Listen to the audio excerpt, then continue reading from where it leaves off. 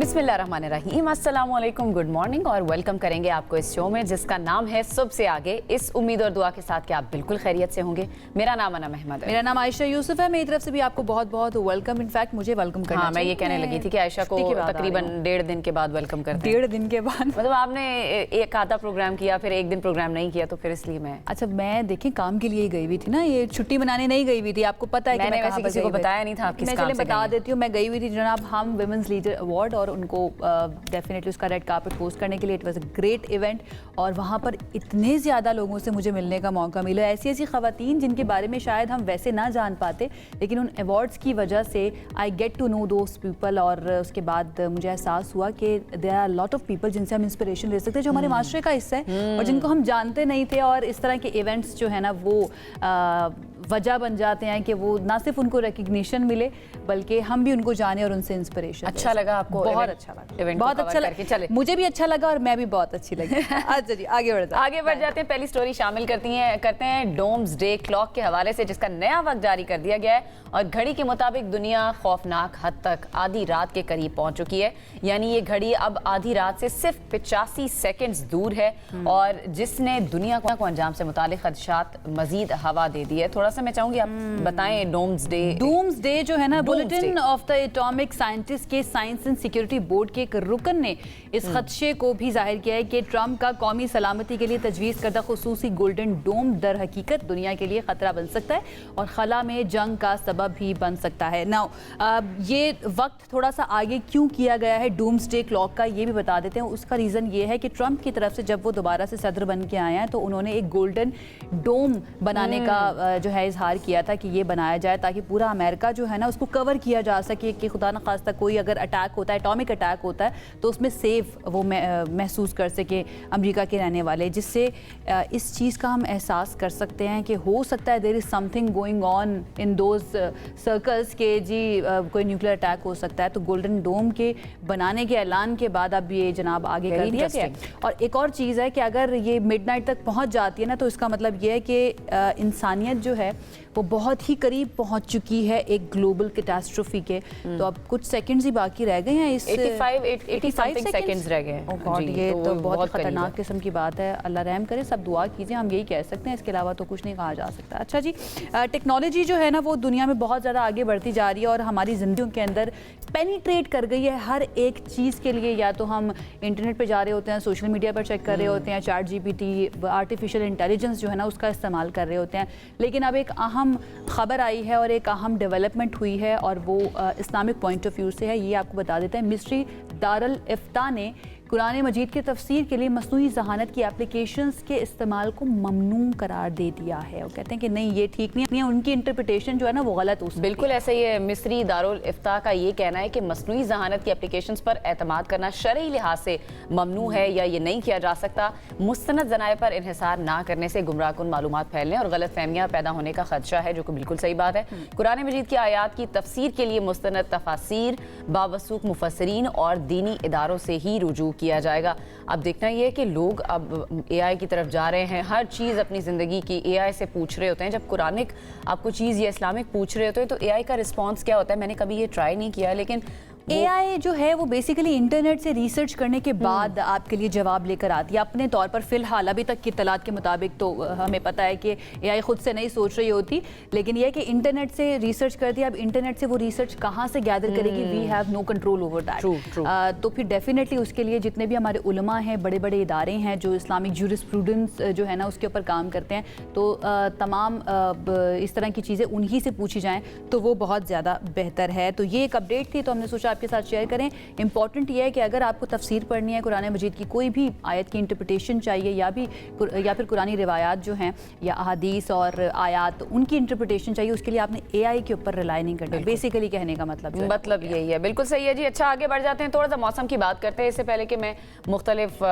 जो शहर इससे पहले कि मैं नाराज बात करूं कि नाराज क्यों ना। अच्छा नहीं, मैंने कहा कि ना आप ये सोचेंगे ना उसके बारे में बताना, वेदर के बारे में बताना। पूछने लगी थी भाई लाहौर का, आप चले आप थोड़ी सी चाय पी लें।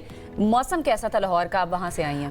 लाहौर का मौसम अच्छा था, इट वाज खुशगवार कह सकते हैं, बारिश भी हो गई थी 26 को, तो इट वाज नाइस, बहुत ज़्यादा नहीं था। भाई मैं बता देती हूँ बाकी जो मुल्क के शहर है वहाँ पर मौसम कैसा है। कोयटा, स्वात, वादी नीलम समेत मुल्क के मुख्तलिफ इलाकों में शदीद बर्फबारी हुई है और वादी नीलम में बर्फ का 5 साल का रिकॉर्ड टूटा है। 6 फीट से ज़्यादा बर्फबारी रिकॉर्ड की गई है, जबकि वहाँ पर जो मुतादिद राब्ता सड़कें हैं, शाराएँ हैं, वो ब्लॉक हो जाती हैं जैसे ही इतनी ज़्यादा बर्फबारी होती है। खैबर पख्तूनख्वा में मुख्तलिफ मकाम है जिनमें मालम जब्बा भी है जहाँ पर 21 इंच तक बर्फ रिकॉर्ड की गई है और वहाँ पर भी सड़कें जो है वो ताहाल बंद हैं। अरे वाह, इनकी अच्छी खासी आपने ठंड इंजॉय की है। हाँ, यहाँ भी बहुत ज़्यादा ठंड थी। तो कोयटा, चमन, कलात, ज़ियारत, पशीन और मुस्लिम बाग में भी बर्फबारी हुई है जिसकी वजह से सर्दी मजीद बढ़ चुकी है। अब जितने भी लोग वहाँ पर मौजूद थे जो टूरिज्म के लिए गए थे, डेफिनेटली उन्होंने बहुत इंजॉय किया होगा। और टूरिज्म के लिए सबसे पहला स्पॉट हमारे जहनों के अंदर जो आता है पाकिस्तानियों के, वो मरी होता है। मरी में भी बर्फबारी हुई है, 8 इंच तक वहाँ पर बर्फ रिकॉर्ड की गई है। और मकामी अफराद और जो होटल बुकिंग वाले हैं उन्होंने सयाहों को दाखिले की इजाज़त दी कि अगर किसी के पास रूम मौजूद नहीं है, रहने की जगह मौजूद नहीं है, तो वो वहाँ पर आकर स्टे कर सकते हैं, जो कि बहुत अच्छी बात है। ऐसा ही होना चाहिए था और हम यही एक्सपेक्ट करते हैं। अच्छा, स्नो चेन के बगैर किसी गाड़ी को मरी दाखिल होने की इजाज़त नहीं दी गई, यानी कि इंतजाम भी बहुत अच्छे किए, देने भी थैंक गॉड कि हमने अपनी गलतियों से ना सीख लिया है। माजी के अंदर हम ये देख चुके हैं कि हमें अपनी गलतियों से सीखना चाहिए। एंड आई होप अब जो खबर मैं आपको बताने जा रही हूँ ना, वो भी माजी की गलतियों से सीखने के बाद इसके इंतजामात किए जाएंगे, जो कि बहुत अच्छा हो जाएगा इंशाल्लाह, अगर अच्छे तरीके से होता है। और वो है कि हुकूमत पंजाब ने 25 साल के बाद लाहौर में बसंत मनाने की इजाजत दे दी है। वाह भाई वाह, ये लाहौरियों के लिए बड़ी अच्छी खबर सामने आई है। ये त्यौहार 6, 7 और 8 फरवरी को मनाया जाएगा, ताहम इसके लिए नहायत सख्त शराइत हुकूमत की जानिब से रखी गई हैं। अब वो पहले की तरह बसंत नहीं मना सकते, कुछ बाउंड्रीज बना दी गई हैं हुकूमत की तरफ से। पतंगबाजी की उन बाउंड्रीज के अंदर रहकर इजाजत होगी अगर आप करना चाहते हैं। वैसे कुछ नहीं है, बहुत सारी शराइत, आपको बहुत मेहनत करनी पड़ेगी अगर आप चाहते हैं कि बसंत को एंजॉय करें, तो उसके लिए ख्याल रखना पड़ेगा। SOPs बहुत ज्यादा है, वो आपको बता देते हैं कि क्या क्या है। उसके मुताबिक पतंगबाजी का सामान फरोख्त करने के लिए यकुम से 8 फरवरी तक वक्त मुकर्रर किया गया है, यानी कि सिर्फ ये 8 दिन होंगे, इसके अंदर ही बेचा जा सकता है पतंगबाजी का सामान, जिसके अंदर गुड्डियाँ, पतंगे और जो डोर वगैरह होती है। पतंग उड़ाने के लिए डोर जो है वो सिर्फ पिन्ने की शक्ल में होगी, यानी कि वो जो रील होती है, रील कहते हैं पिन्ना, आई थिंक वो गोल गोल जो बन जाता है ना, रील कहते हैं उसको, रील नहीं होगी उसके अंदर, नहीं बेची जा सकती। मेरी बिल्कुल नॉलेज नहीं है। आपने बिल्कुल पतंगे नहीं उड़ाई। अच्छा जी। और ये जो डोर बनाई जाएगी ये सिर्फ कॉटन से बनी होगी। तमाम मैन्युफैक्चरर्स जो हैं और सेलर्स, उनको अपने डिजिटल रजिस्ट्रेशन का अमल मुकम्मल करना होगा। मोटरसाइकिल सवार जितने भी होंगे लाहौर के रहने वाले, उनके लिए ज़रूरी है कि वो अपनी बाइक के ऊपर हिफाजती तार लगवाएं। पतंग और गुड्डे का साइज़ जो है वो मुकर्ररा हद से तजावुज़ नहीं करेगा। ये भी आपको बता देते हैं कि कितना आपकी पतंग होनी चाहिए, गुड्डा होना चाहिए। पतंग का साइज़ 4.5 गुठी से ज़्यादा नहीं हो सकता, जबकि 1.5 तावे के से बड़ा गुड्डा जो है ना वो भी नहीं उड़ाया जा सकता। एक्सप्लेन किया है क्या, उसकी टर्मिनोलॉजीज आपने एक्सप्लेन की है भाई? मुझे बचपन याद आ गया, क्योंकि बचपन में ये इतने तावे का पता है, मेरा भाई कहता था मैं गुड्डा लेकर आया हूँ, वो हम उड़ाने के लिए। आपने कभी गुड्डे उड़ाए? नहीं, मुझे नहीं आता। नहीं, आपको नहीं, मैंने सिर्फ देखे ही हैं। अच्छा, देखे हैं, लेकिन लाहौर में रहते हुए चले आपने देखी तो है वो बसंत के रंग जो हुआ करते थे एक टाइम पहले। इसी पर बात करने के लिए मैं ज्वाइन किया है वजीर इत्तलात व सकाफत पंजाब अज़मा बुखारी साहिबा ने। अज़मा साहिबा, बहुत बहुत शुक्रिया हमें ज्वाइन करने के लिए। लाहौर वाले बहुत ज़्यादा खुश हैं कि एटलीस्ट हुकूमत ने इजाज़त दी है, चाहे वो बाउंड्रीज के अंदर ही रहकर दी है। काफ़ी खुश हैं लोग। क्या इकदाम कर रही है गवर्नमेंट इस बार? इस साल बहुत स्ट्रिक्ट SOPs के साथ गवर्नमेंट की पूरी सर्विलेंस और विजिलेंस के साथ ये त्यौहार जो है मनाने जा रहे हैं, जिसमें पतंग के साइज़ से लेकर डोर जो है वो कैसी होगी, डोर की स्पेसिफिकेशंस जो हैं वो भी जो है बता दी गई हैं। गुड्डा जो है वो कितनी जो है वो उसकी पैमाइश क्या हो सकती है। और फिर सबसे इम्पॉर्टेंट चीज़ है कि ये रजिस्टर किया है मैन्युफैक्चरर्स ने भी जो पतंग और डोरे बनाएंगे, उसके साथ साथ सेलर्स ने भी जो ये बेच सकेंगे। हर एक को रैंडमली हर तरह की डोर बेचने की और पतंग बेचने की इजाज़त नहीं है। सिर्फ वो डिस्ट्रीब्यूटर्स जो हैं जो उन्होंने और मैन्युफैक्चरर्स जिनको इजाज़त मिली है सिर्फ वो बना सकते हैं। और इसके ऊपर QR कोड जो है वो भी होगा, ताकि इससे पता चल सके कि ये पतंग या ये जो डोर है ये कहाँ मैन्युफैक्चर हुई थी, ताकि इसको ट्रैक किया जा सके। और ये सिर्फ 3 दिन का त्यौहार है, सिर्फ लाहौर के लिए है फ़िलहाल इस साल। और मुझे उम्मीद है इंशाल्लाह अगर शहरी जो है वो ज़िम्मेदारी का सबूत देंगे तो इस त्यौहार को फिर अगले साल तमाम पूरे पंजाब के अंदर भी इम्प्लीमेंट किया जा सकता है। 6, 7, 8 फरवरी को जो है ये बसंत मनाने की इजाज़त होगी और उससे पहले या उसके बाद पतंग की जो है वो उड़ाने की इजाज़त नहीं है। ना 5 फरवरी को पतंग उड़ाई जा सकती है और ना 9 फरवरी को पतंग उड़ाई जा सकेगी क्योंकि ये सिर्फ 3 दिन के लिए है और अभी भी अगर कोई पतंग उड़ाएगा तो उसके ऊपर सख्त सज़ा जो है और जुर्माना रखा गया है। दैट इज़ रियली ग्रेट कि रूल्स और रेगुलेशंस जो हैं वो होने चाहिए और उसके साथ एंजॉयमेंट होनी चाहिए ताकि आपकी खुशी किसी की जान जाने का बाइस ना बन जाए। इसकी डेफिनेटली तारीफ करनी चाहिए। लेकिन अज़मा साहिबा, आपने QR कोड की बात की कि वो भी होगा और उसके ज़रिए ट्रैक भी किया जा सकता है। अहम सवाल जो सबसे पहले जहन में आता है कि पतंगे, गुड्डियाँ, उनके ऊपर QR कोड होना, इसको इम्प्लीमेंट किस तरह से किया जाएगा। दैन एक और मेरा सवाल इसके साथ आप क्लिप कर लीजिएगा, वो ये कि एक और जो चीज़ इस वक्त सोशल मीडिया पर काफ़ी हाईलाइट हुई भी है, ये बात की जा रही है कि जनाब किसी कि ना चेहरे वाली जो पतंग है ना वो नहीं उड़ाई जाएगी। तो या ये किसी सियासी शख्सियत की वजह से ऐसा किया जा रहा है या फिर किसी और वजह से हुकूमत का अपना मौक़िफ़ है? ये सियासी नहीं, ये हिफाजती फैसला है। बसंत एक त्यौहार है, उसका किसी जमात से, उसका किसी लसानी ग्रुप से, किसी मजहबी ग्रुप से, किसी से कोई लेना देना नहीं है। ये शहरियों का त्यौहार है। ये एक उसको त्यौहार की शक्ल में जो है वो होना चाहिए। इस त्यौहार को जो है वो उन लोगों से पूछें जो इसको सियासी और मजहबी रंग या कोई और रंग देना चाहते हैं। उनसे ये सवाल होना चाहिए। त्यौहार है, उसको त्यौहार की तरह मनाएंगे। और जैसे मैंने कहा कि और ये फैसला तो पहले से किया जा चुका था कि जो डिस्ट्रीब्यूटर्स हैं, मैन्युफैक्चरर्स हैं, सेलर्स हैं, तमाम जो है वो रजिस्टर होंगे और अब से नहीं, वो 1 महीने से जो है वो अपनी रजिस्ट्रेशन का प्रोसेस जो है वो कर रहे थे और उनकी रजिस्ट्रेशन के बाद अब 1 फरवरी से 8 फरवरी तक जो है वो ये पतंगे जो हैं वो और डोर वो बेची जा सकती है और ख़रीदी जा सकती है। चरखी की शक्ल में जो है वो डोर की इजाज़त नहीं है बिकॉज उसमें डोर जो है वो ज़्यादा जो सख्त वाली और जो धात की डोर या शीशे की मिलावट वाली वो उसके चरखी जो है उसके लिए इस्तेमाल होती है। तो पिन्ने की शक्ल में जो डोर है वो बिल्कुल सही है, बिल्कुल सही है। ये सारे SOPs हैं, हम उम्मीद भी करते हैं कि हुकूमत इन पर अमल दरामद करवाने में भी कामयाब हो जाएगी। अच्छा, तस्वीर वाली पतंगे तो चले नहीं उड़ाई जा सकती, लेकिन जो साथ ही पाबंदी लगाई है लाउड स्पीकर का इस्तेमाल नहीं होगा, ऊंची आवाज में गाने नहीं बजेंगे। हमें याद है जब पहले बसंत मनाई जाती थी तो वो डेक रख लिए जाते थे, वो नहीं होगा। अब पता नहीं, मुझे तो यही लग रहा है क्योंकि हुकूमत की तरफ से जो SOPs बनाए गए हैं उसमें ये भी शामिल है कि आप लाउड स्पीकर का इस्तेमाल नहीं कर सकते। अज़मा साहिबा, इस पर भी बताएं ये फैसला क्यों किया गया? देखिए, लाउड स्पीकर का इस्तेमाल जो है वो ज़ाहिर है जो शहरियों की जो एक अमनो अमान है और उनकी हिफाजत के हवाले से किया जाता है। लाउड स्पीकर का गलत इस्तेमाल किसी मजहबी मनाफरत को फैलाने के लिए, कोई हेट स्पीच के लिए नहीं होना चाहिए, पूरी दुनिया में नहीं होता है। लेकिन ये एक गलत खबर जो है वो सर्कुलेट हुई जिसके अंदर मुझे हैरत यह है कि नोटिफिकेशन भी साथ लगा हुआ था पंजाब आर्ट्स काउंसिल का जो मेरे अंडर आता है, जो मेरा डिपार्टमेंट है, कि ये गाने जो हैं ये बैन किए गए हैं स्टेज पे परफॉर्मेंस के लिए, क्योंकि जिस किस्म के वो गाने हैं उनको गाना कहा ही नहीं जाना चाहिए, वो शायरी नहीं है। और उन गानों को पढ़ा नहीं जा सकता। मेरे सामने जब लिस्ट आई तो यकीन माने मैं वो पढ़ नहीं सकी। मैं चंद सेकंड के बाद मैंने वो हटा दी कि आई कांट रीड इट, ये आलम है। तो उन गानों को चलाया कैसे जा सकता है, उस पर डांस कैसे हो सकता है। सो वो एक अलग चीज़ है, उसका बसंत से कोई लेना देना नहीं। लेकिन बसंत के 3 दिन जो है वो ज़ाहिर है एक एक्टिविटी होगी।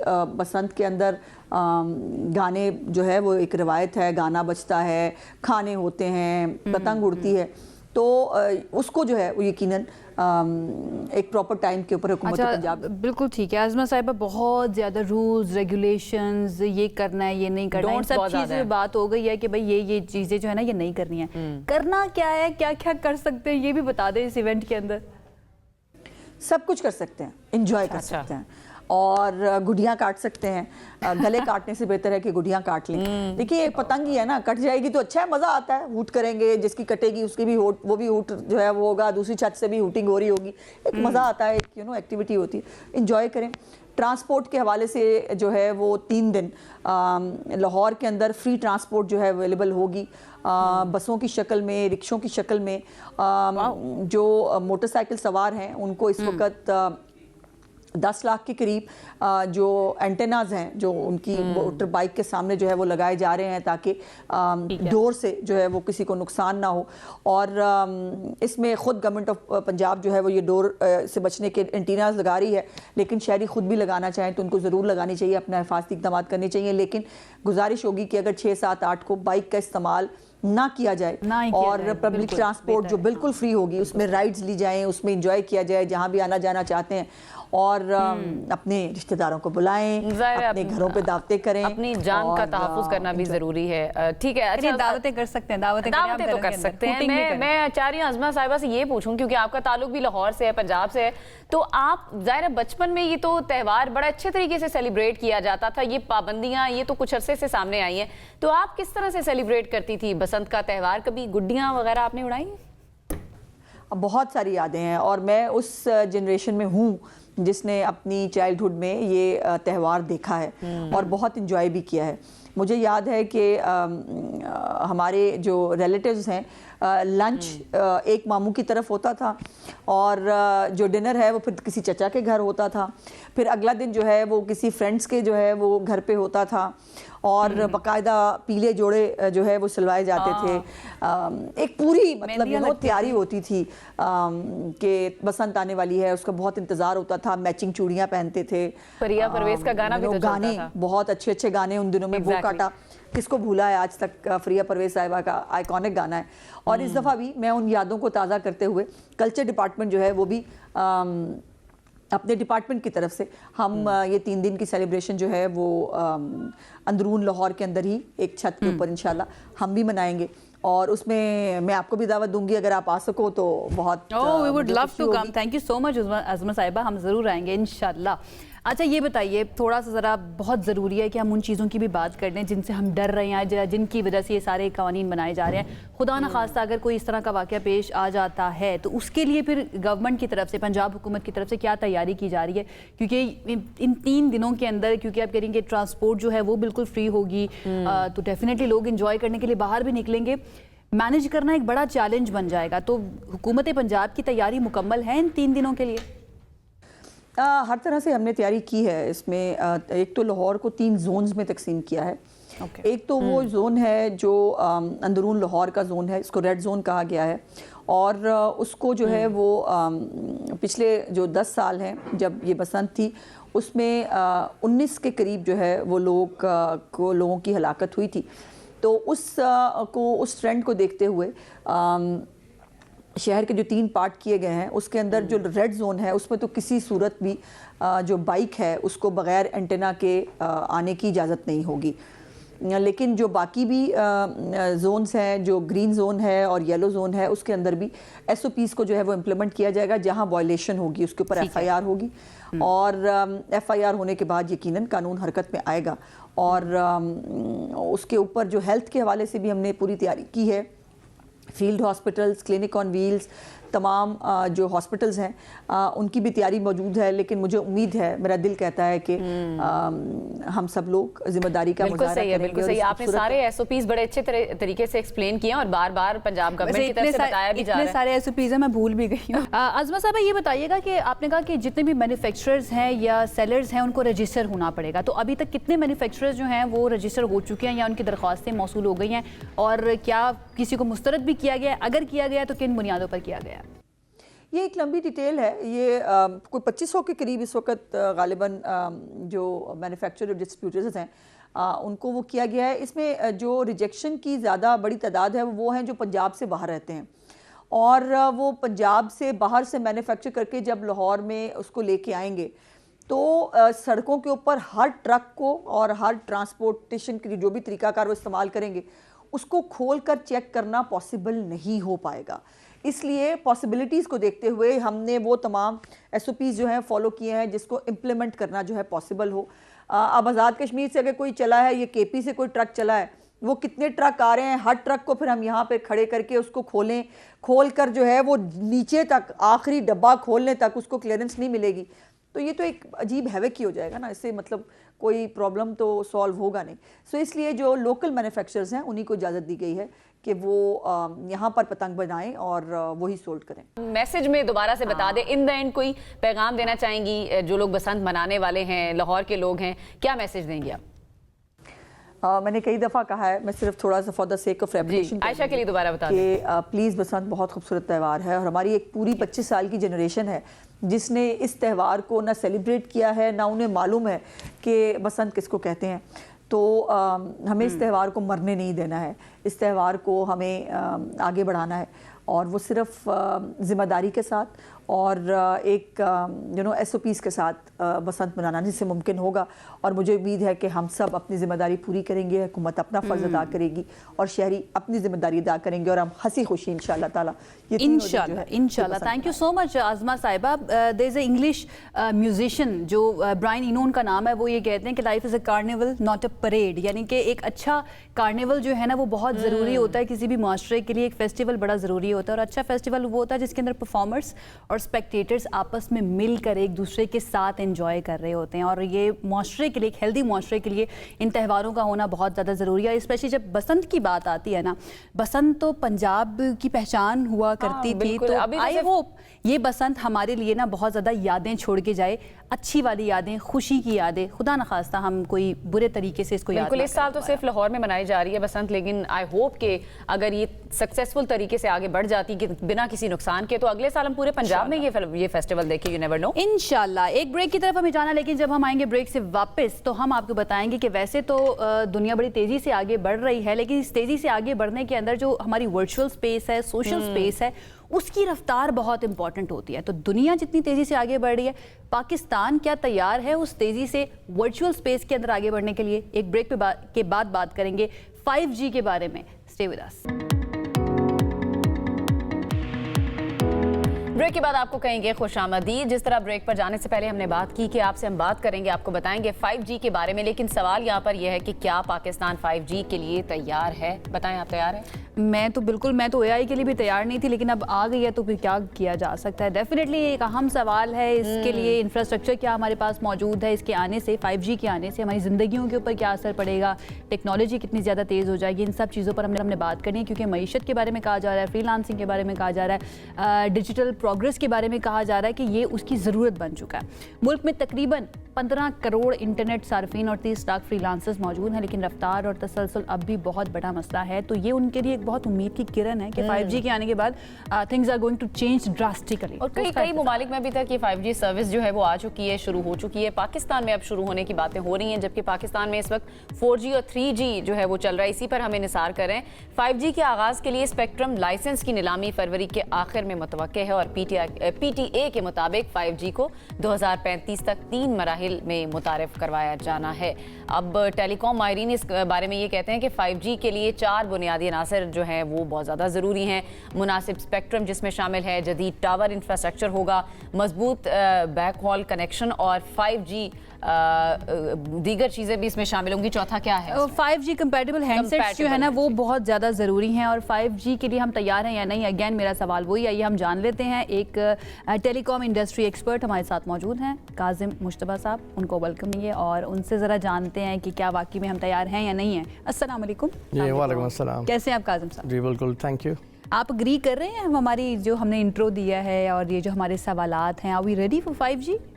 आई थिंक वी आर। अगर देखा जाए 5G स्पेक्ट्रम ऑक्शंस पिछले 6-8 सालों से हो रहे हैं ग्लोबली, और global infrastructure is available, devices are available, towers की आपने बात की, वो सारी दुनिया में चीज़ें अवेलेबल हैं। हम एक्चुअली थोड़े से आई वुड से ज़रा से लेट हैं relative to the global standard के 5G जब वहाँ पे लॉन्च हुआ था। लेकिन अभी जब जो IM जो इनिशियल इशू हुआ है, that is very attractive for us. We might have a few concerns जो हम रेगुलेटर के साथ और डिफरेंट स्टेक होल्डर्स के साथ डिस्कस कर रहे हैं, but the IM is there, the auction is happening. So as a telecom operator, we are very excited and to participate in the auction. हम बड़े ना वो लेते हैं, प्राइड लेते हैं, हम बड़े प्राइड लेते हैं, हमेशा देर कर देता हूँ मैं इस चीज़ के अंदर, तो इसके अंदर भी हम जो है ना वो देर कर रहे हैं, लेकिन we are on the right track. जी, we are on the right track, क्योंकि देर से कई दफ़ा टेक्नोलॉजी अडॉप्ट करने का एक फ़ायदा ये होता है कि जो भी ग्लोबल पिटफॉल्स होते हैं वो सॉल्व हो चुके होते हैं। So you might be late, लेकिन अगर आप पाकिस्तान को देखें, पाकिस्तान इकोनॉमी को देखें, प्रोपेंसिटी टू पे पे देखें, आई थिंक इतना आई वुड नॉट से कि हम बहुत लेट हो गए। इतने भी अच्छा, थोड़ा सा समझा देना आसान अल्फाज में, अगर 5G पाकिस्तान में आता है तो क्या चेंज होगा, क्या तब्दीली आएगी? देखें, 5G को अगर खाली फास्ट इंटरनेट के पर्सपेक्टिव से देखा हमें तो जाए, यही ज़हन में आता है कि स्पीड तेज़ हो जाएगी। स्पीड तो डेफिनेटली तेज़ होएगी, लेकिन मेरे ख्याल से पूरे 5G से जो वैल्यू क्रिएशन है ना, हम उसको अंडरमाइन करेंगे अगर हम उसको सिर्फ एज अ फास्ट इंटरनेट देखें। आप 5G is basically fast internet connectivity, not for mobiles only. उस पर आपने जिस पर्पस के लिए आपको कनेक्टिविटी चाहिए, जो devices is not just mobile devices, अब आपके जैसे मैं कहता कैमराज हैं, आप उसके अंदर आप लाइव स्ट्रीमिंग कर सकेंगे। आपके जो भी स्मॉल बिजनेसेस हैं उनको एक ऑल्टरनेट मिल रहा है ऑफ फिक्स लाइन कि वो 5G पे very high speed internet access कर सकते हैं। आपकी पैरेलल इकोनॉमीज बहुत बन जाएंगी। और ग्लोबली जो हुआ है कि internet becomes a backbone of the country. अगर हमारे मुल्क में, जाहिर है we are competing in a global arena, we need to make sure कि डिजिटल स्पेस में we are at par with them. Otherwise economic disadvantage बहुत ज़्यादा हो जाएगा if other countries start pursuing. इस तरह you were talking about AI. AI की बात करें, Internet of Things की बात करें. For that, unless and until आपका basic backbone मुल्क में मौजूद नहीं होएगा, because all these things are running on top of that. So they become very weak and you will not be a global competitor. अच्छा, जिन 4 चीज़ों की बात की है टेलीकॉम एक्सपर्ट्स जो हैं वो कह रहे हैं कि मुनासिब स्पेक्ट्रम होना चाहिए, इंफ्रास्ट्रक्चर आपके पास होना चाहिए, कंपैटिबल हैंडसेट्स होने चाहिए। क्या ये सब चीज़ें हमारे पास मौजूद हैं? Why I am asking this, infrastructure के बारे में तो आप बताइएगा। I don't know if I am right और रॉन्ग, लेकिन मुझे कोई बता रहा था कि शायद ये जो हमारे हैंडसेट्स हैं इनके ऊपर 5G नहीं चलेगा, हमें फ़ोन्स भी तब्दील करने पड़ेंगे, ऐसे? जी, बहुत हद तक इस वक्त handset penetration is about 2 to 3% of 5G. Okay.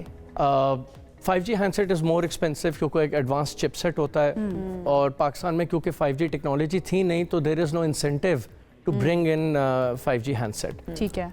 इस वक्त आपके जो टॉप आईफोन्स हैं या नए सैमसंग्स आ रहे हैं, वो which the very few can afford, वो 5G कंपैटिबल हैं। Okay. But and that is where we are working with handset manufacturers, local, international and with the regulator, कि we need to make sure कि एक affordable तरीके से we enable the 5G handset. Otherwise ये भी status symbol ही बन जाएगा, जिसके पास है वो कहेगा भाई I am the one of the elite. But that will again, as I said, it will limit everything.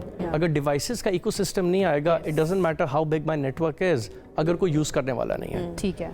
उसके लिए we are working on talking to different financial institutions on instalment plans, because अब 4G का handset आपको 15-20,000 rupees में भी मिल जाता है। 5G is close to 100,000 उस पर जा रहा है। तो how do we bring down the cost of 5G handset ताकि वो एक आम इंसान के लिए अफोर्डेबल हो, and how do we bring in certain instalment plans ताकि जो अपफ्रंट पैसे नहीं दे सकता, that customer can actually get on the devices हैं उसके अंदर कुछ चेंज करके उसमें 5G नहीं हो सकता, आपको डिवाइस ही चेंज करनी पड़ेगी। जो मेजॉरिटी डिवाइसेस हैं they are not compatible on 5G। बिल्कुल ठीक है। अच्छा, ये बताइए अब इसके लिए फिर क्या हम एक्सपेक्ट करें हमारी ज़िंदगियों के अंदर, एक आम इंसान की ज़िंदगी के अंदर 5G के आने से क्या तब्दीली आएगी? क्या हम बस वो तेज़ मूवीज़ देख सकेंगे? आपने वैसे तो बता दिया कि जो फ्रीलांसर्स हैं, जो IT इंडस्ट्री है, उसके अंदर काफ़ी ज़्यादा होगा। इसके अलावा what should we expect from 5G? देखिए, हम इसको एज आप एक स्पेक्ट्रम ऑक्शन देखें, ओके, राइट? उस पर जब हम ये स्पेक्ट्रम ऑक्शन होएगा, उस पर 5G भी चलेगा, 4G भी चलेगा, और वो डायनामिक ट्रांजिशन हम लोग करेंगे based on how much the traffic is increasing of 5G. वरना आई बिलीव प्रेडोमिनेटली जब ये लॉन्च होएगा, क्योंकि हैंडसेट्स नहीं है, तो यही स्पेक्ट्रम सारे 4G कस्टमर्स यूज़ करेंगे, and they will have a huge advantage in their experience, a big change they will feel कि उनके जो experience में आ रहा है। Even if they don't have the 5G handset, yes. They, of course, 5G speeds तक नहीं जाएगा, लेकिन 4G speeds भी will improve more than double। ठीक है। अच्छा, हमारी जो मुख्तलिफ सेक्टर्स हैं या जो इंडस्ट्रीज़ हैं, उसके अंदर कितना बड़ा ये चेंज लेकर आ रहा है? ख़ासतौर पर हम IT सेक्टर की बात कर लें तो देखें, 5G ग्लोबली बहुत ज़्यादा कॉर्पोरेट कस्टमर्स को हेल्प कर रही है, लेकिन यहाँ एक बेसिक कनेक्टिविटी पर्सपेक्टिव से सिर्फ मोबाइल कस्टमर के लिए वो हेल्प नहीं कर रही। आपके जो असेंबली लाइंस हैं, आपकी जो फैक्ट्रीज हैं, वो they are running on 5G as a backbone globally. उसके लिए बहुत ज़्यादा advantage in terms of effectiveness, in terms of efficiency, in terms of cost, in long term सारे कॉर्पोरेट्स को रियलाइज होएगा। One of the most important thing is के they also need to make investment in their infrastructure to enable 5G over there. अभी अगर आप कहीं जाएं, कहीं पे मैनुअल काम हो रहा है, if you bring 5G coverage over there, that will not convert into something digital. So it is going to be a two-way street now, because we are providing you an open access to extremely high-end fast technology. Okay. You need to make sure कि at your end, चाहे आप individual हैं या business customer हैं, you come up with the right infrastructure that serves your purpose. Globally इसमें drones के ऊपर बहुत काम हो रहा है, right? From security perspective, from a safety perspective, Qasim, fire it's not that departments use कर easy. रहे It हैं। will take some time and ji. finances as well. तो क्या फिर प्रोजेक्शन क्या है, कब तक हम कह सकते हैं कि पाकिस्तान के अंदर मुकम्मल तौर पर इन सारे चैलेंजेस के बावजूद हम 5G को अडॉप्ट कर लेंगे? It will take time, क्योंकि अभी जब रोल आउट भी शुरू होएगा, because the 4G infrastructure is so huge, so it will take a couple of years before हम 5G का infrastructure लाएं. And historically जो हमने देखा है, when the technology is there, the ecosystem starts to develop itself. अभी आप देखेंगे जैसे ही ऑक्शन होएगा, हर हैंडसेट जो पाकिस्तान में इंपोर्ट करेंगे, they will make sure it has a 5G set, वरना वो हैंडसेट ही नहीं बिकेगा. Yes. All the compatible 5G devices, चाहे आप CCTV के हैं, drones के हैं, whether the government is using or private individuals are using, all of them are going to come in the country which are 5G enabled. वही आपने जब बात की थी कि we might be slow in adopting this technology in the country, but the ecosystem exists internationally. कितना slow, कितना time लग सकता है एटलीस्ट? देखें, यहाँ रोल आउट तो we want to go very aggressive, right? So we are in talks with the government how big a challenge we need to address in the first few years. अगर आप top cities में भी अगर आप coverage दें, like you know going to top 20-25 cities in the first 1 or 2 years, and then you take it to suburban and rural, because ज़ाहिर device affordability पे depend करता है. I have a feeling कि बहुत जल्दी जितना इकोसिस्टम इंटरनेशनली एग्जिस्ट करता है, that will be replicated in Pakistan. बिल्कुल ठीक है. Thank you so much Kazim, बहुत बहुत शुक्रिया Thank you वक्त very देने much. के लिए एंड एक्सप्लेन करने के लिए अच्छे तरीके से. जनाब, बहुत जल्दी 5G भी आने वाला है, जिससे आपका फ़ोन जो है, आपके इंटरनेट की स्पीड भी बड़ी अच्छी हो जाएगी. एंड देन बहुत सारी बातें, जो टेक्निकल बातें आपने बताई हैं, वो सब कुछ भी होने जा रहा है. ठीक है, एक ब्रेक की तरफ जाते हैं और ब्रेक से वापस आएंगे तो बात करेंगे मज़ीद दीगर अहम सेगमेंट्स में. हमारे साथ रहिए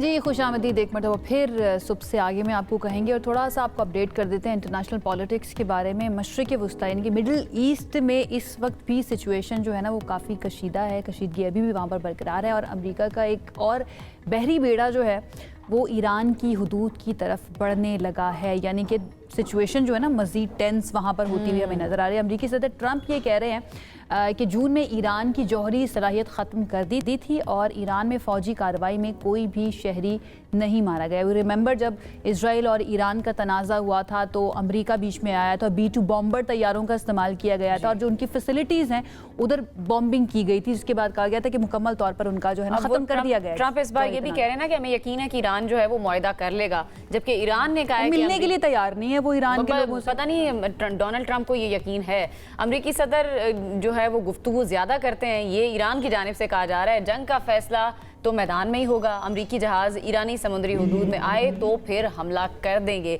ईरान का आबनाए होर्मुज़ में फ़ौजी मशकों का ऐलान भी सामने आया है और उन्होंने अपनी फ़ज़ाई हदूद में 25,000 फीट से नीचे परवाज़ ना करने का नोटिम भी जारी कर दिया है. तो दूसरी तरफ जो सऊदी अरब है वो भी खुलकर ये बात करता हुआ हमें नज़र आ रहा है कि किसी भी किस्म की जो जारहियत है ईरान के ख़िलाफ़ उसको हम मुस्तरद करते हैं. और ईरानी सदर और सऊदी वली अहद मोहम्मद बिन सलमान की दरमियान टेलीफोनिक गुफ्तगू हुई और फिर सऊदी अरब की जानिब से कहा गया कि कोई भी फ़ौजी कार्रवाई वो सऊदी सरजमीन को क्रॉस करते हुए या सऊदी सरजमीन को इस्तेमाल करते हुए हम नहीं इजाज़त देंगे. बिल्कुल, बहुत ज़रूरी भी है और ये पूरी दुनिया को दिखाने के लिए भी बहुत अच्छी एक मिसाल है. हमेशा ये बात की जाती थी कि सऊदी अरब और ईरान के जो है ना वो काफ़ी मसले मसाइल चलते रहते हैं, तनाज़ात चलते रहते हैं, लेकिन एक मरतबा फिर से स्पेशली मुस्लिम दुनिया के अंदर ये बहुत एक अच्छी मिसाल है कि सऊदी अरब जो है ना वो ईरान के साथ खड़ा हुआ है. और ये उन्होंने बारहा वाज़े तौर पर कहा है कि भाई सऊदी अरब की सरजमीन को ईरान के खिलाफ हम इस्तेमाल नहीं होने देंगे। अच्छा जी, ईरान के खिलाफ अमरीकी धमकियों से खित्ते में अदम इस्तेहकाम के सिवा कुछ हासिल नहीं होगा, ये ईरानी सदर की तरफ से कहा गया है और ईरान जंग से बचाव के किसी भी इकदाम का खैर मकदम करता है। यानी कि वो कह रहे हैं कि अगर कोई भी मुल्क आगे बढ़कर मीडिएशन कराने की कोशिश करेगा, जंग को ख़त्म करवाने की बात करेगा, कशीदगी को कम करने की बात करेगा, तो ईरान उसके लिए, ईरान के दरवाजे कहते हैं खुले हुए हैं, हमने बंद नहीं किया है। लेट्स सी कि अब अमेरिका की तरफ से इस सिलसिले में क्या किया जाता है। ओके जी, एक और अहम खबर आपको देते हैं और वो ये है कि पाकिस्तान ने अंडर 19 वर्ल्ड कप में न्यूजीलैंड को हरा दिया है। न्यूजीलैंड की टीम पहले खेलते हुए सिर्फ 110 रन पर ऑल आउट हुई थी और पाकिस्तान ने सिर्फ 17 ओवर्स में हदफ हासिल कर भाई लिया। पाकिस्तान की अंडर 19 टीम छाई हुई है और समीर मिन्हास छाए हुए हैं जिन्होंने 76 रन की धुआंधार इनिंग्स खेली है। समीर मिन्हास वो रोशन हमें खिलाड़ी नज़र आ रहे हैं, उनके सितारे जो हैं वो चमकते हुए नज़र आ रहे हैं और बहुत जल्द शायद उम्मीद भी फैंस कर रहे हैं कि आने वाले कुछ सालों में शायद वो हमें नेशनल टीम में नज़र आए जिस तरह से वो परफॉर्मेंस दे रहे हैं अंडर 19। अल्लाह करे नेशनल टीम में पहुंच के भी वैसी ही परफॉर्मेंस दिखाते रहें जैसी वो यहाँ पर दिखा रहे हैं, क्योंकि हमें अंडर 19 रखें आप। तो हम उम्मीद के चक्कर में ना हम बस ऐसी बात करते रहते हैं। इंपॉर्टेंट ये है और ये अपने खदशात का इजहार करना जो आगे इंडिया के साथ खेलना ना 1 फरवरी को, तो आप ये कह रही है कि उनकी मॉरल सपोर्ट आप मॉरल सपोर्ट करनी चाहिए। चलें जी, आप बहुत अच्छा खेल रहे हैं, ऐसे ही खेलते रहे, हमारी दुआ आपके साथ। अब खुश है? बिल्कुल खुश हूँ। अभी हम जाते हैं एक ब्रेक की तरफ, ब्रेक से वापस आएंगे, मजीद बात करेंगे, हमारे साथ रहिए। जनाब, हम बचपन से ये पढ़ते आए हैं, हमें सिखाया गया है कि सफाई निस्फ ईमान है, लेकिन हमारे मुल्क में सफाई का मसला अब एक संगीन समाजी चैलेंज नहीं है बल्कि एक बहुत बड़ा मुआशी मसला भी बन चुका है। पाकिस्तान में सालाना तकरीबन 4.5 से 5 करोड़ टन जो ठोस कचरा है, सॉलिड वेस्ट है, वो पैदा होता है, जिसका ज़्यादातर बोझ बड़े शहरों पर होता है, जबकि मजमूई तौर पर सिर्फ 60 से 70% कचरा ही जमा किया जा रहा है। वफाकी इदारा शुमारियात के PSLM सर्वे के मुताबिक मुल्क भर में सिर्फ 11% घरानों का कचरा बल्दियाती इदारे उठाते हैं, जबकि 2019 में ये शरह 20% थी। यानी कि ओवर द ईयर्स जो बढ़नी चाहिए थी कम होती जा रही है, उल्टा कम हो गई, ऑलमोस्ट आधी हो चुकी है। This is very concerning. सूबाई सतह पर सिंध 16% के साथ सरे फहरिस्त है। पंजाब में घरेलू कचरा उठाने की जो शरह है वो 12% बताई गई है और फिर खैबर पख्तूनख्वा में ये शरह 6% है, जबकि बलूचिस्तान में सिर्फ 1% ये शरह रिकॉर्ड की गई है। अगर हम बात करें चीन के मारूफ अंग्रेजी अखबार चाइना डेली ने वज़ीर आला मरियम नवाज के साथ सुथरा पंजाब प्रोग्राम को क्लाइमेट स्मार्ट अर्बन गवर्नेंस की एक मौसर मिसाल करार दिया है और ये कहा है कि सुथरा पंजाब अथॉरिटी का निज़ाम चीन के सर्कुलर इकोनॉमी की मिसाल के करीब तरीन है। तो फिर पंजाब का रेशो सिंध से कम क्यों है? यही एक पूरी दुनिया मिसालें दे रही है अगर पंजाब की, तो फिर और सिंध के लोग ये भी कहते हुए नजर आते हैं यहाँ से कचराया नहीं जाता। सिर्फ चाइना की मिसाल देने की बात नहीं है, एक अखबार की बात नहीं है। अगर हम खुद से अपनी ऑब्जर्वेशन की भी बात करें, जो लोग जानते हैं, जो कराची में या सिंध में रहते हैं सूबों में या जिनका कुछ वक्त गुजर चुका है वहां पर, वो सब ये जानते हैं कि कराची के अंदर जो सिचुएशन है स्पेशली कचरे की वो क्या है। लेकिन ये सर्वे कह रहा है कि वहां पर हालात बेहतर हैं। तो अगर आपको लगता है कि ये रिपोर्ट से आप इत्तेफाक नहीं कर रहे और आप कुछ बताना चाहते हैं कि आपके इलाके के अंदर अभी भी कचरा कुंडियाँ मौजूद है, कचरा नहीं उठाया जा रहा, तो आप हमें लाइव कॉल भी कर सकते हैं हमारे साथ, क्योंकि एक बहुत ही पर्टिनेंट शख्सियत इस सिलसिले में मौजूद है। सिंध सॉलिड वेस्ट मैनेजमेंट के MD तारिक अली निज़ामानी साहब हमारे साथ मौजूद हैं। उनके पास भी हम आपके सवालात लेके जाएंगे। अगर आप अपना सवाल या कोई शिकायत करना चाहते हैं तो हमें लाइव कॉल कर सकते हैं। वेलकम करेंगे तारिक अली निज़ामानी साहब को। बहुत शुक्रिया तारिक साहब हमें ज्वाइन करने के लिए। सबसे पहले ये जो सर्वे है Pakistan social and living standard measurements का, इसके बारे में आपकी क्या राय है? यहाँ पर सिंध जो है उसको बताया गया है कि वो टॉप पर है, 16% के साथ यहाँ पर कचरा उठाया जाता है। लेकिन ओवरऑल अगर हम सिचुएशन देखें, पंजाब की सिचुएशन देखें, वहाँ पर लोग कहते हैं कि सफाई सुथराई है, उसकी मिसालें चाइना दे रहा है। ये सर्वे कह रहा है कि सिंध के अंदर ज़्यादा बेहतर निज़ाम है। सबसे पहले तो शुक्रिया आपने हमें ऑन बोर्ड लेने का। जी, मैं इस सर्वे के अलावा भी मैं एक सर्वे का आपको जिक्र करूंगा कि प्रोजेक्ट इंटरनेशनल एक प्राइवेट फर्म है जिसे फेडरल गवर्नमेंट ने प्लास्टिक वेस्ट पॉलिसी बनाने का टास्क दिया है। उनकी रिपोर्ट ये कहती है कि पूरे पाकिस्तान में 50 million ton yearly garbage waste generation होती है। उनकी ये रिपोर्ट कहती है कि 60% जो है वो एफिशिएंसी है ओवरऑल पाकिस्तान के तनाजुर में with respect to collection and disposal. उनकी ये रिपोर्ट कहती है कि 7 शहर हैं जो पाकिस्तान के, जो कि मोर देन 90% एफिशिएंट हो चुके हैं, जिसमें से सिंध में कराची, हैदराबाद, सखर आ जाते हैं, और पंजाब में लाहौर, पिंडी, इस्लामाबाद और मरदान। तो इस रिपोर्ट से आप अंदाजा लगा सकते हैं कि जो अर्बन कोर सेंटर्स जिसको हमारा बोर्ड इस वक्त डील कर रहा है, अल्हम्दुलिल्लाह हमने जो पास्ट 4-5 ईयर्स में हमने काफी हद तक एक एफिशिएंट और कंप्लायंट सिस्टम हमने इंट्रोड्यूस किया है, जो कन्वेंशनल सिस्टम अंडर प्रैक्टिस था। मैं थोड़ा बैकग्राउंड दूंगा कि 2014 का एक्ट पास किया गया, जिसका मकसद ये था कि कन्वेंशनल सिस्टम को मॉडर्न वेस्ट मैनेजमेंट सिस्टम में कन्वर्ट करना था। और इस तरह फिर फेज वाइज इंटरनेशनल टेंडरिंग हुई। 2016 में 2 डिस्ट्रिक्ट्स कराची की टेंडरिंग प्रोसेस कंप्लीट हुआ। 2017 में और 2 डिस्ट्रिक्ट्स की टेंडरिंग प्रोसेस जो वो फाइनलाइज हुई, और बाकी जो 2 अजला थे वो 2021 में जैसे कि हमें once after NOC from concern DMCs और काउंसिल डिसीजन हमें प्रोसीड करना था। तो इस तरह 2022 में हम पूरे कराची का 70% इलाका, ये तो चले हमने जो सर्वे सामने रखा है ये सूबों का एक कंपैरिजन आपके सामने रखा है, लेकिन अगर हम खाली सिंध की भी बात करें सिर्फ 16% है। ये कोई बहुत अच्छा नंबर नहीं है पूरे कराची या सिंध के लिहाज से अगर देखा जाए। क्या रीज़न है हम वक्त गुजरने के साथ साथ सफाई सुथराई के निज़ाम को बेहतर क्यों नहीं कर पा रहे हैं? क्या फंड्स की कमी है, कैपेसिटी मौजूद नहीं है, इंटेंशन मौजूद नहीं है, सिस्टम वैसा मौजूद नहीं है? रीज़न क्या है इसकी? जी, मैं आपको थोड़ा एक्सप्लेन करूं कि आपको आइडियल वेस्ट मैनेजमेंट सिस्टम बनाने के लिए 4 चीजें जरूरी हैं। उसमें फर्स्ट ऑफ ऑल जो है अवेयर सोसाइटी। जिस तरह last year Lahore high court ने ऑर्डर पास किया था कि हर इदारा हर वीक जो है environment plus waste management session hold करेगा। इसी चीज को हमने में नजर में रखते हुए हमने पूरे एजुकेशन इंस्टीट्यूशंस को हमने ओवरव्यू दिया है मॉडर्न वेस्ट मैनेजमेंट का, और हमने उनके साथ क्लोज कोलैबोरेशन में है। और प्लस दूसरी चीज जो है डिसिप्लिन इंस्टीट्यूशंस, अल्हम्दुलिल्लाह हमने काफी हद तक अपने इदारे को उससे बेहतरी क्या है? ये जो सारे मेजरमेंट्स लिए गए हैं तारिक साहब, ये जो आप बता रहे हैं कि इदारों के साथ जितने भी तालीमी इदारे हैं उनके साथ कोलैबोरेशन की जा रही है ताकि चीज़ें बेहतर की जा सकें, डेफिनेटली अवेयरनेस के लिए कोई बेहतरी ऑब्जर्व किया आपने उससे? ये अल्हम्दुलिल्लाह मैं आपको एक और सर्वे जो हमने खुद करवाया है उसकी मैं आपको डिटेल्स दे रहा हूँ। हमने 6 माह पहले